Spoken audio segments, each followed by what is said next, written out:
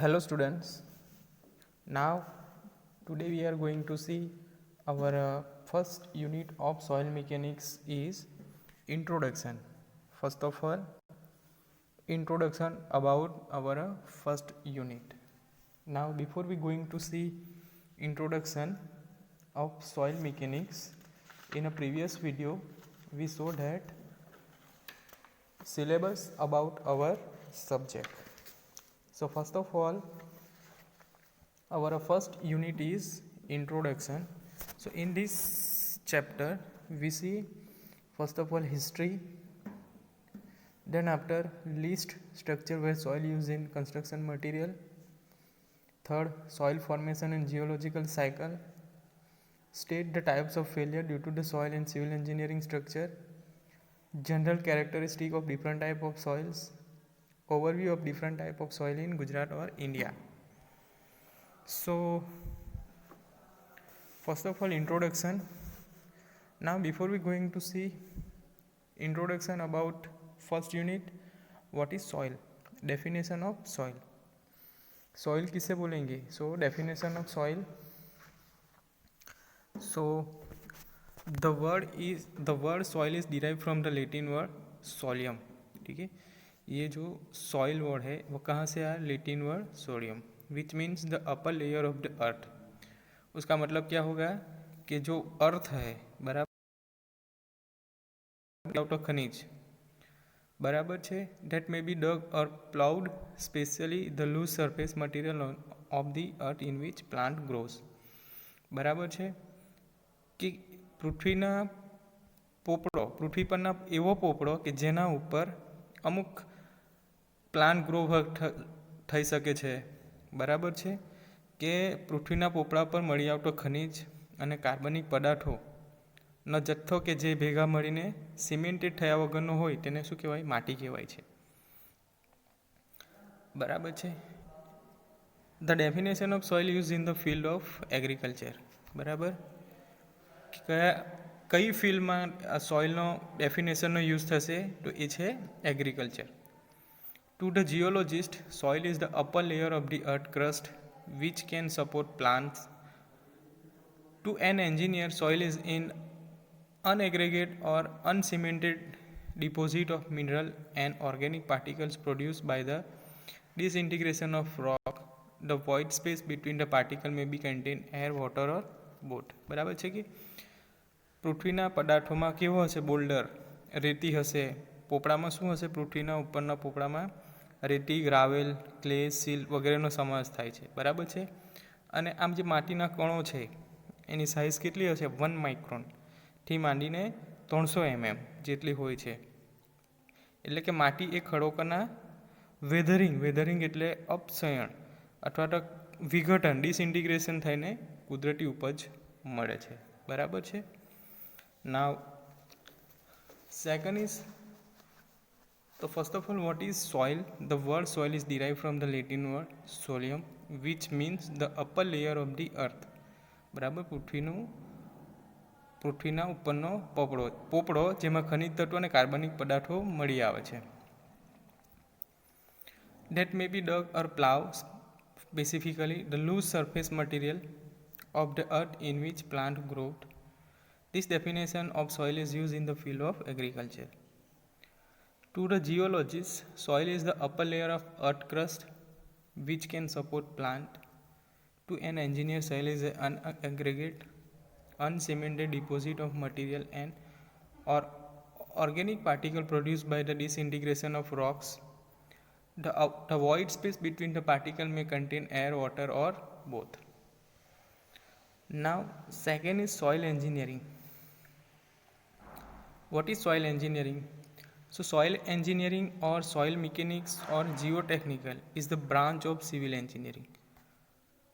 Soil engineering क्या है? Soil engineering is one of the soil mechanics. Geotechnic is the branch of civil engineering.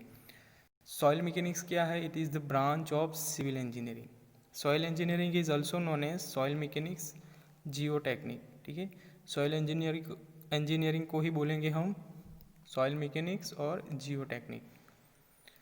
Involving the study of soil, it is behavior and population as engineering materials. It deals with the all engineering problem related with soil. It includes site investigation, design of and construction of foundation, earth retaining structure, earth structure. Civil engineer, sorry, soil engineering is the branch of civil engineering. किससे deal करेगी? Engineering problem कौन कौन से आएंगे? Site investigation, जहाँ पे construction काम चल रहा है वहाँ पे जाके साइट इन्वेस्टिगेशन करना. Design and construction of foundation, foundation बनाना, कंस्ट्रक्ट करना एज वेल एज उसका डिज़ाइन देना. Earth retaining structure, retaining wall construct करना, earth structure etcetera. So geotechnical engineering is a broader term which includes soil engineering, rock mechanics and geology. Now, history of soil engineering. Most important theory, history of soil engineering. બરાબર કે soil mechanics એ શું છે કે mechanics અને હાઇડ્રોલિક્સના નિયમો વડે ખડકોના યાંત્રિક અને રાસાયણિક વિઘટનથી પેદા થતા સેડિમેન્ટ એટલે કે અવસાદો અને બીજા અસંગઠિત અનકન્સોલિડેટેડ ઘનકણો જે કાર્બનિક ઘટકોનું મિશ્રણ ધરાવતા હોય તેને લગતે પ્રશ્નનો ઉકેલ સૂચવે છે. So it is the soil mechanics. This definition is given by Karl ટેરઝાગી.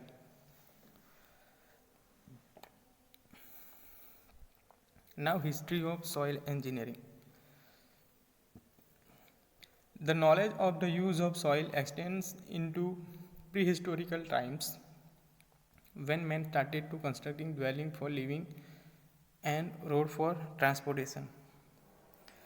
कि the knowledge of the use of soil extends into prehistorical times કે જે આ સોઇલ એન્જિનિયરિંગ જે નોલેજ છે એનો ઉપયોગ ક્યાંથી થતો આવ્યો છે? પ્રાચીન કાળ સમયથી થતો આવ્યો છે, ઘણા વર્ષો પહેલાં. when men started constructing dwelling of living roads for transportation કે માનવે બાંધકામની શરૂ ક્યાંથી કરી? ગુફાથી. બરાબર. માટીનો ઉપયોગ શરૂઆતમાં બાંધકામના મટીરિયલ તરીકે જ થતો હતો. બરાબર. નીચાણવાળા વિસ્તારોમાં પૂરણી માટે, બરાબર છે, કશે ખાડો થઈ ગયો હોય તો ત્યાં પુરાણ માટે માટી વપરાતી. પાળો, બંધો, નહેરો, કૂવા અને તળાવના ખોદકામ એ બધા શું છે? Example of the soil. બરાબર છે.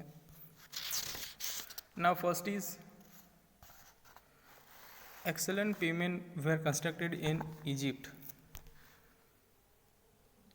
and India much before in Christian era.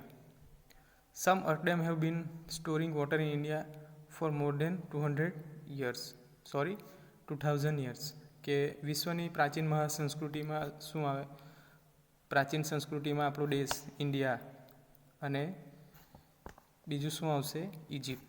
બરાબર છે કે વિશ્વની મહાન પ્રાચીન સંસ્કૃતિ તરીકે ઇજિપ્ત, બરાબર છે. આપણા ઇન્ડિયામાં કયું આવશે? સિંધુની ખીણ ગણાવી શકાય. બરાબર છે. તો ઇજિપ્તમાં, Egypt and India, some earth dam have been storing water India for 2000 year. ઈસવીસન પૂર્વે 2000માં કે નરમ જમીનોના પાયાના બાંધકામ માટે લાકડા તથા પથ્થરનો કેસન તરીકે ઉપયોગ કરવામાં આવતો. બરાબર છે. કેસન તરીકે અર્થ ડેમ, બરાબર, સ્ટોરિંગ વોટર, બરાબર, પાણીના સંગ્રહ માટે. Then remnant of various underground water structure such as a adequate tunnel and large drain found in the excavation at the site of early civilization at the Mohenjo-daro and Harappa in the Indian subcontinent indicate the use of soil as foundation and construction material.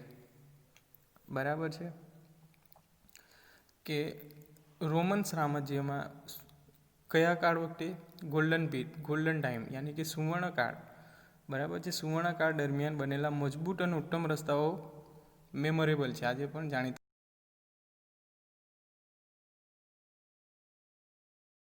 તેની સ્થિરતા વિશે સારું જ્ઞાન હતું. Roman સામ્રાજ્ય દરમિયાન અનેક ઉત્કૃષ્ટ ઇજનેરી બાંધકામો જેવા કે હાર્બર એટલે કે બંદરો, એડેક્વેટ, પુલ એટલે બ્રિજો જેવા મહાન અથવા તો રસ્તાઓનું નિર્માણ થયું હતું. બરાબર.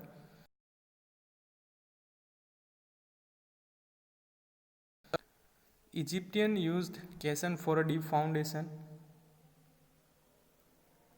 Even 2000 BC hanging garden and Babylon यानी कि Iraq was also build during that period.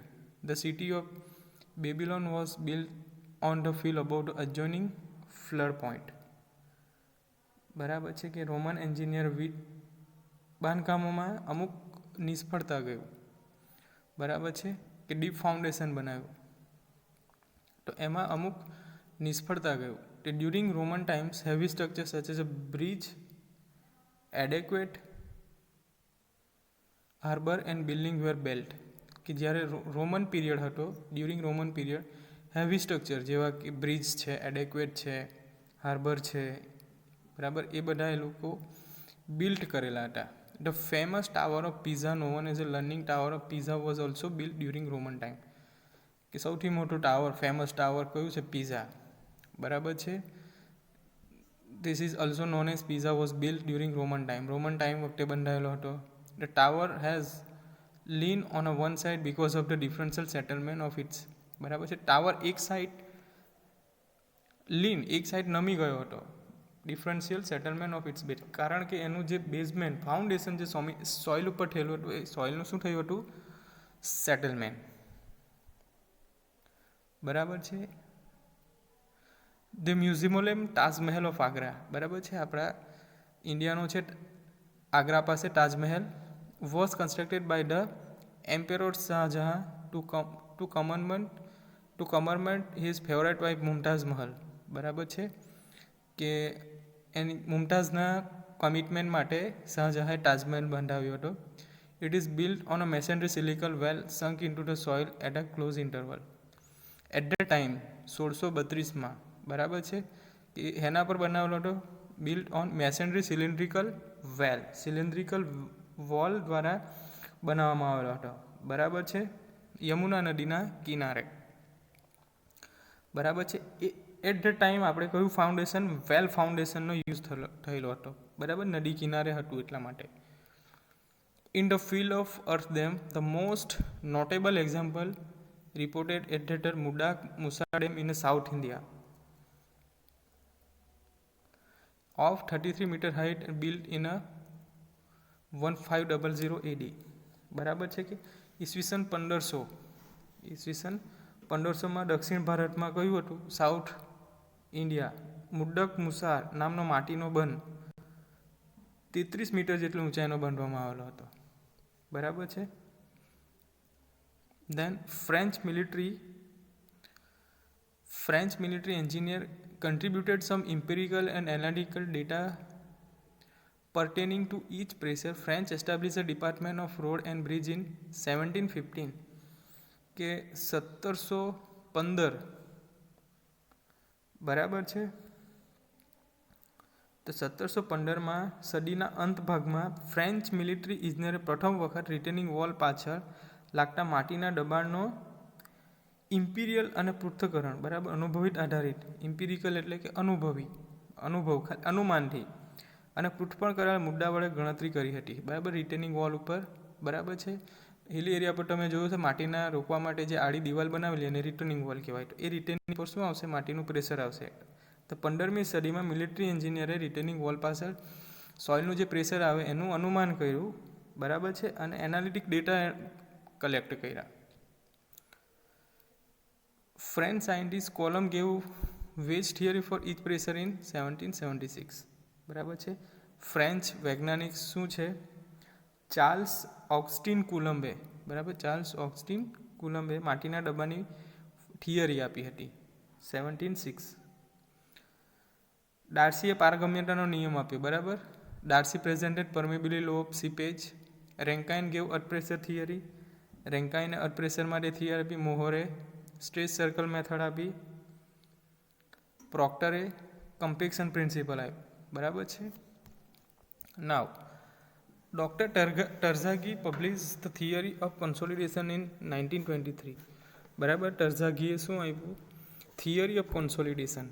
બરાબર, કન્સોલિડેશન કોને કહેવામાં આવે? કન્સોલિડેશન કે સંપૂર્ણ સંતૃપ્ત પાણીથી સંતૃપ્ત માટી હોય એના પર પ્રેશર આવશે, બળ આવશે, દબાણ આવશે તો શું થશે? પાણી માટીમાંથી બહાર નીકળશે. એને શું કહેવાશે? કન્સોલિડેશન. એની થિયરી કણે આપી ડૉક્ટર ટર્ઝાગીએ ક્યારે 1923. સો in 1923 he published his book Soil Mechanics titled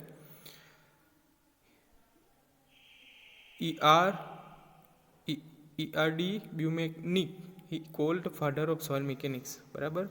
moisture content બરાબર. તો શું કહેવામાં આવે છે? સોઇલ મિકેનિક્સના ફાધર ઓફ સોઇલ મિકેનિક્સ પિતા તરીકે બિરુદ મળ્યું ડૉક્ટર ટર્ઝાગીને. Proctor did pioneering work on compaction of soil in 1933. બરાબર છે. પ્રોક્ટરે શું આપ્યું? કમ્પેક્શન થિયરી ઓફ સોઇલ 1933માં. Casagrande made contribution and classification of soil seepage and consolidation. કેસાગ્રાન્ડેને શું આપ્યું?